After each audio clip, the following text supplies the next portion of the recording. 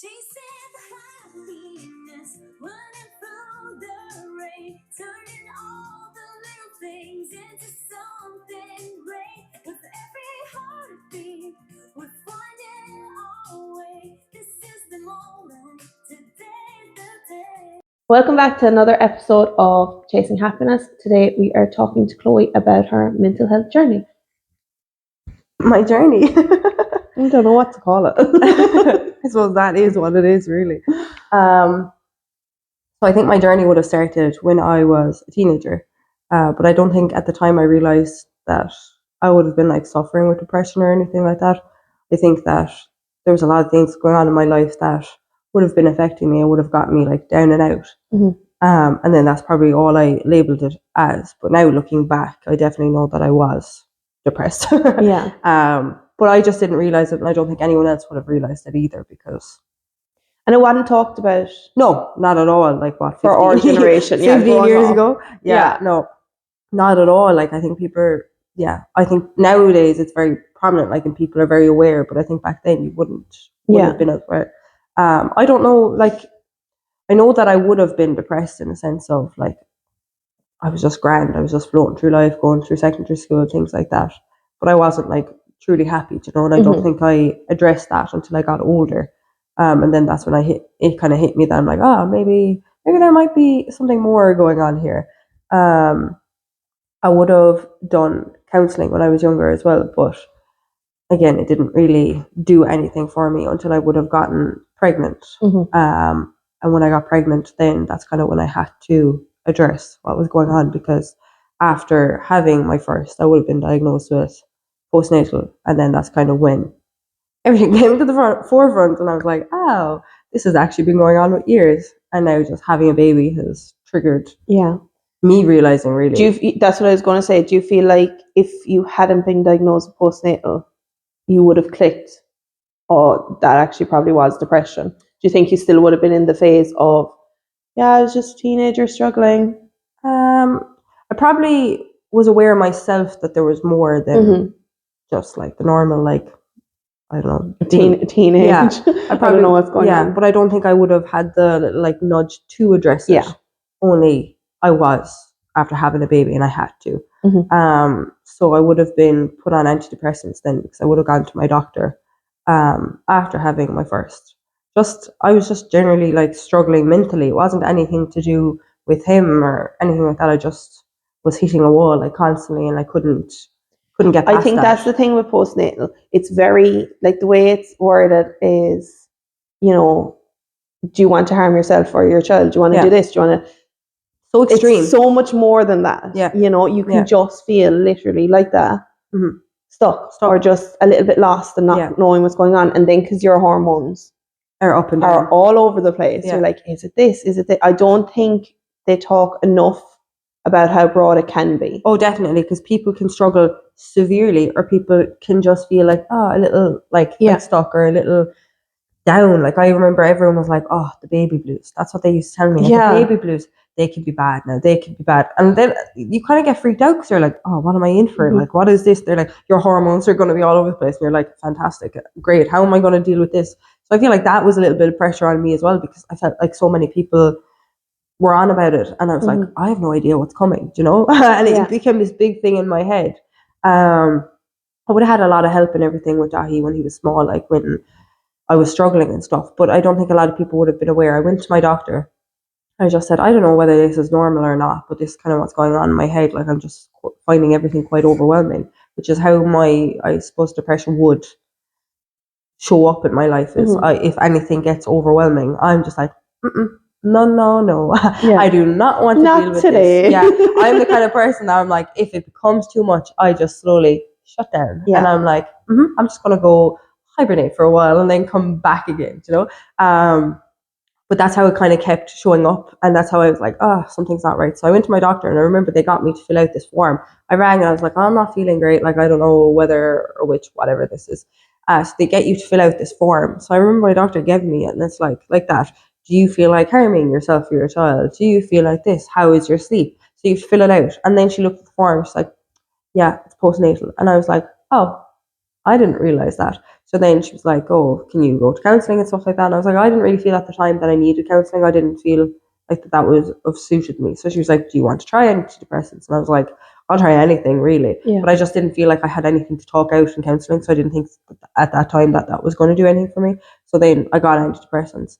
And that was the wildest journey ever, because like it takes you ages to figure out what suits you and what doesn't suit you. So I think I went through like 3 or 4 different types trying to figure out what would have been the one for me.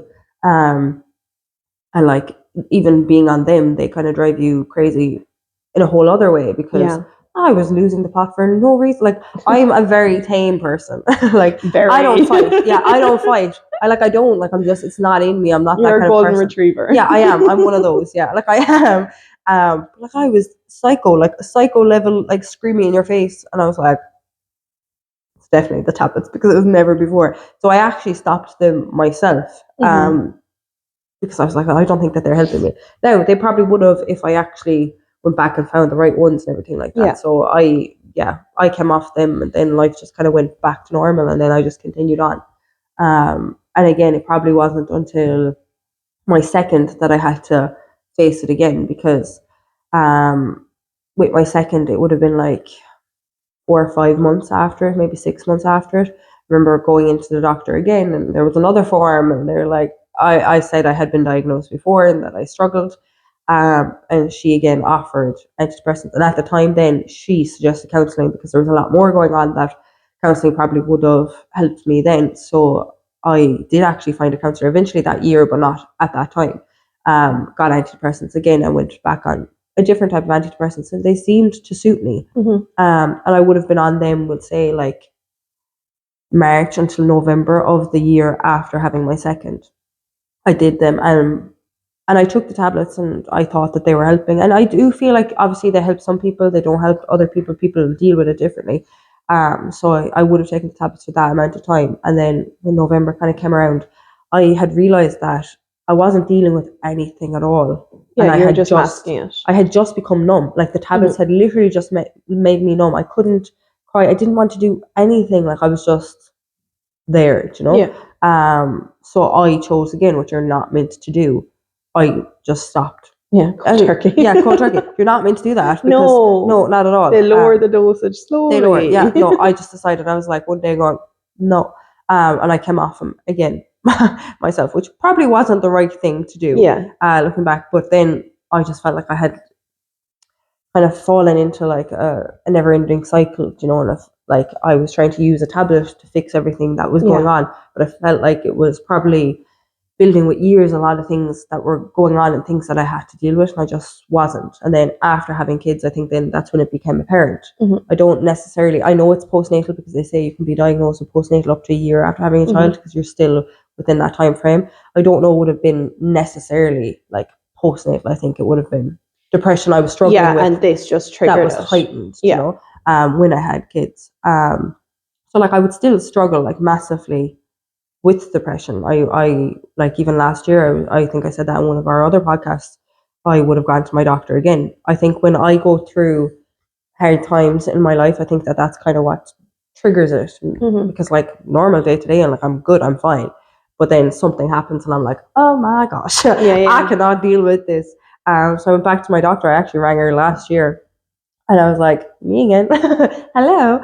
Like, this is how I'm feeling again. And I don't know how to get out of it. Like, you know, obviously I have kids, and I don't want it to be an issue that keeps coming up. I know it is, obviously, I think once you suffer with depression, it's there. Like, you can't help but acknowledge that.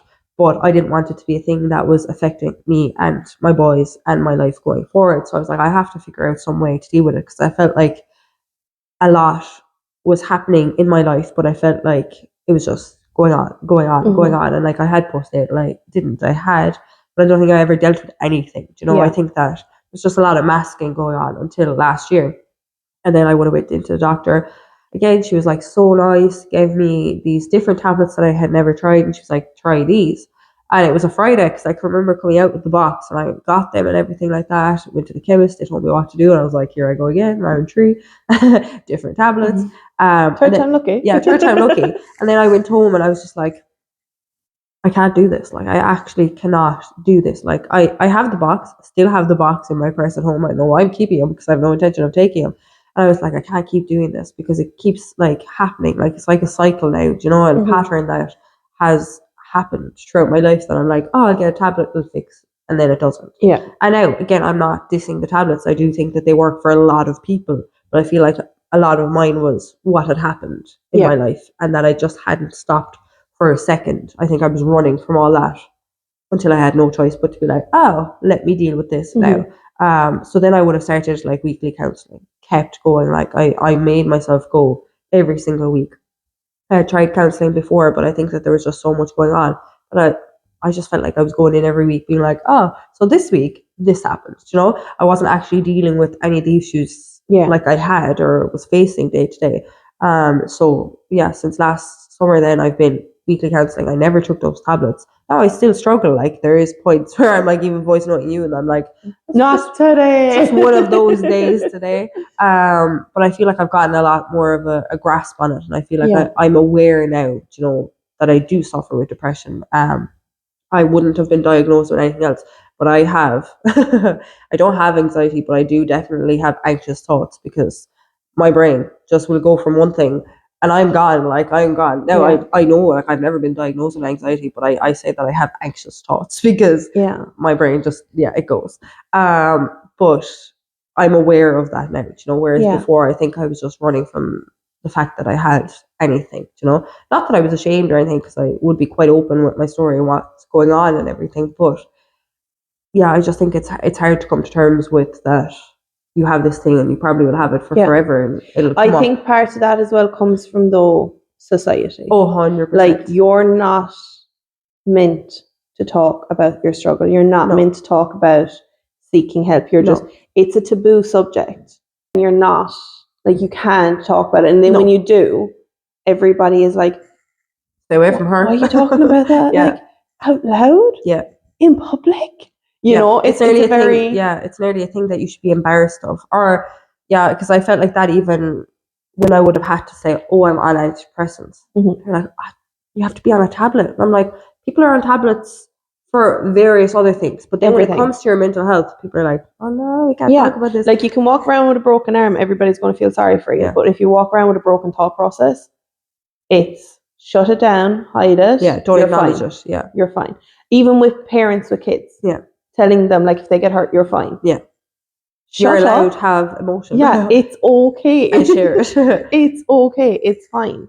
But I do feel like a lot of that pressure to try and find help or to try and deal with it comes back to because society has gone. It's one extreme or another. It's the younger people now that I feel like are, do you know the way you were saying you've anxious thoughts, not anxiety? The people that are like, oh, I'm anxious. You're not. No. You're having an anxious thought about this one thing. Yeah. That's not anxiety. Yeah, because that's like, I would never say I have anxiety. I definitely, like I would say, have anxious thoughts that like they just take off. Now, I'm probably, like, since I struggle with depression, that probably doesn't help the two going together. But I've never been diagnosed with anxiety. So yeah, I feel like it's become a thing that you're like, so anxious right now. Yeah. Or, I'm so depressed. Yeah. You're sad. Yeah, there's a difference. There is a difference. Now, I like...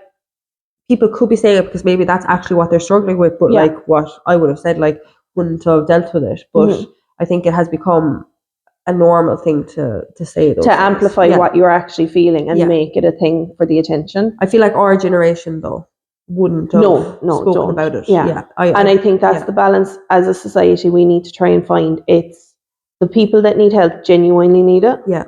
And we need to support it. Yeah. But the people that are taking advantage for the attention and the clout from it, we need to be like, no, you can't. And it's such a hard thing. Like for me, looking at you, there's things I can pick up on. Yeah. Just because of my own story. Yeah. But then there's times and you'd be like, I had a really bad week. And I'm like, where? Yeah. You hid that so well. Where? But you see, I think that becomes a normal thing to do for sure. Yeah. For people that have struggled with their mental health. I think that you just become used to masking it and masking how bad it is because you have no choice. Like you have no choice sometimes to just get up and keep going. Like, you know, as hard as it gets, like that's what you have to do. And I always said, which is a great saying in my head, I've always had it, that crap things, well, I mean, shit things happen in life, and you have to get on with it. Yeah. Like, and I know, like, yes, it's a great saying that I always have in my head, but that doesn't mean that you can't deal with what happens. Whereas before, I think that I was literally just getting on with it, just going, life is happening, but not dealing with anything that had happened. Whereas now I'm like, yes, you can have like shit times, you can deal with it, and then life continues on, you know. But I think that that's what happens a lot, is that we don't want to acknowledge what has happened, and then we carry that for a long time until like it's like you're hitting a brick wall. Like you have literally to, can't. yeah, because I think that there's no way you can run for forever. Like you have to sometimes, as hard as it is and as crap as it is, go through the tough times or the things that make you sad. Like you can't just park it and go, oh, yeah, let's go, because it's just going to keep coming up. Like you're going to feel sad, you're going to feel angry, you're going to face all these emotions, and they're just going to build and build. Yeah, but like you just said, I do think that that's something that's why potentially counselling didn't work for you when you were younger, or the tablets. I think you have to get to a point within yourself, not other people going, try counselling, try a tablet, try this. I think you have to get to a point within yourself where you're going, you know what, I want, I need, and I deserve better. I can't keep this roundabout. I have to get off it now. I'm done. And that's when everything is going to start falling into place. Like whether the tablet's going to work, the counselling, whatever it is, I think that's when, but it has to be your decision. Yeah, I definitely think that there is that point that happens. It's like the light bulb moment that we always talk about.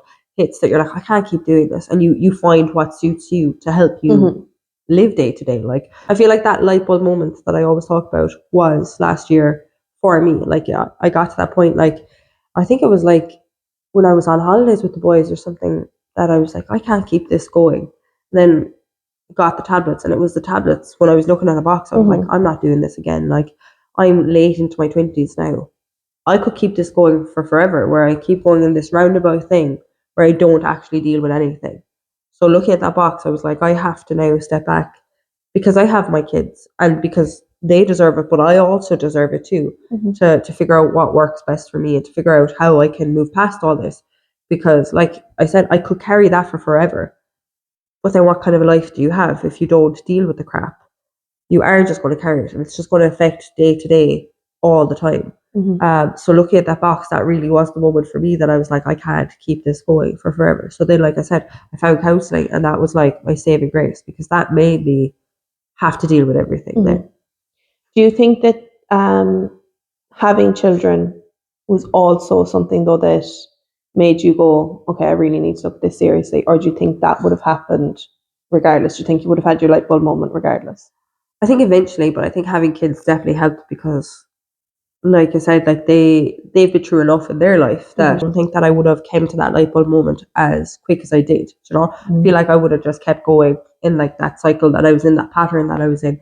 But I think having the boys and knowing that like what we had been through and everything like that up until there, I felt like I had no choice. Like that they deserved it, I deserved it, and that if I wasn't going to do it, then it was going to be a thing that was going to constantly affect me, which then in turn would have affected them. And like they don't deserve that. Like they deserve a mom that's like 100% all the time. Which I do. I give, like as you say, like I'm quite good at masking it. So I even do that when I'm with them if I'm having a bad day. No, there's certain to a certain degree. Like I would tell them like if I was upset or like that. But I don't want it to be a constant thing that they're like when they grow up that, oh, my mom struggled. Yeah. And this is the kind of life we had because of it, you know? Do you think from having your own struggle that it has changed the way you parent versus the way you were parented? Yes, definitely, because I think I'm more probably aware of obviously what I went through as a child or growing up, and I think I'm quite conscious of that now, looking at the way I parent and how I deal, because obviously my parents would have separated when I was younger, and now I'm also a separated parent. So I think that I've learned from that, and I now look at my kids and I try and do different. Not that I'm saying what way I was done was wrong or anything like that. I think I'm just hyper aware because I went through that situation as a child and growing up. And you understand the emotions that they're potentially feeling. Yes, better. yeah, 100%. So I think that definitely has an impact on how I parent now.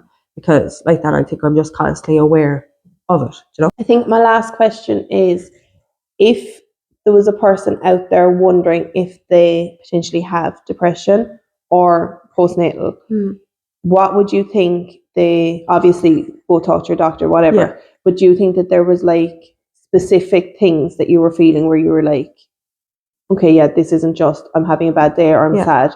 This is something more. I actually have to go speak to somebody. I think the one thing that I always felt, which was always baffling to me and is baffling to me looking back, is I just felt stuck. Like I'd look at my life and be like, is this what it's going to be for forever? Like, am I going to feel like this for forever? Like, it was so overwhelming what I was feeling that I was like, this can't just be it. Like, and I think that was always the thing that I'd sit there and like, I'd have like whatever was happening in my life and be like, is this it? Like, am I going to go on my whole entire life and this be it? I think that was always the thing. Like, I felt like that when I was younger because I always wanted something. I wanted more. Like, I wanted to do things. I wanted to try and improve my life and like do all these different things. But it never kind of amounted to anything. And then I would always come back to that feeling of, is this it? And like, that was always the one thing that kind of stood out to me that I was like, is this what it's going to be like? You know? Yeah. Which it isn't. And I think that's, I was so overwhelmed with what I was feeling with postnatal and just with depression itself that, yeah, I was just accepting really that's the way my life was going to be. That's the way my thoughts were going to be. And that's the way I was going to carry this for forever, you know?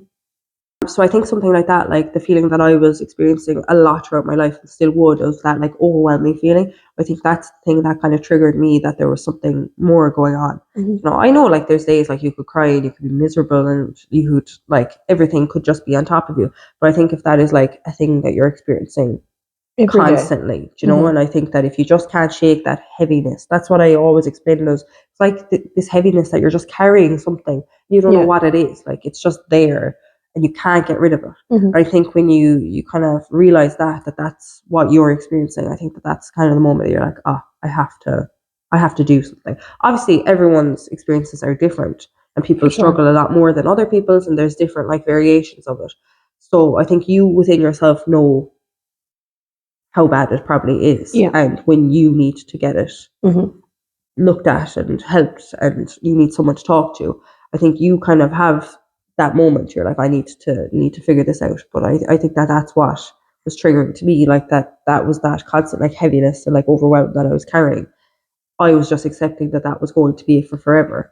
And then I was like, it can't be. Like, I can't just feel like this for the rest of my life. Yeah. So I feel like when you're feeling those kind of emotions, I think that's the point when you kind of need to reach out for help. And that doesn't have to be a doctor, even though probably a doctor is the ideal person to go to. But like if you have a friend or a family member or just someone that you can confide in that you're feeling that kind of way, just get it out there. Like talking about it definitely does help. But the more that we're open about it, I think the better it is. Yeah.